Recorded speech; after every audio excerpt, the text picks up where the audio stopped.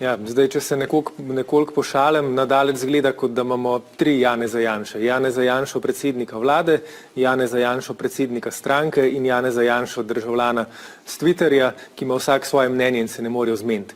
Ampak šalo na stran, jaz bi v bistvu na tej točki predvsem pozval vse politične stranke, predvsem pa vse poslanke in poslance, ki bodo glasovali jutri, naj nimajo pred očmi teh političnih iger znotraj vlade, preigravanj z trgovinsko zbornico in tako naprej.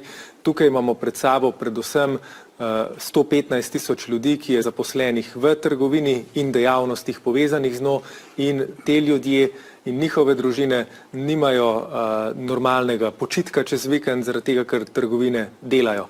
In mislim, da moramo biti toliko zreli na tej točki, da po 17 letih po referendumu končno sprejmemo ta kompromis, ki mora biti nadstrankarski in ga podpira tako zaposleni kot civilna družba, da enostavno se odločimo, da bo en dan v tednu namenjen počitku, da si ljudje odpočijejo, ne pa da živimo samo zato, da delamo in trošimo.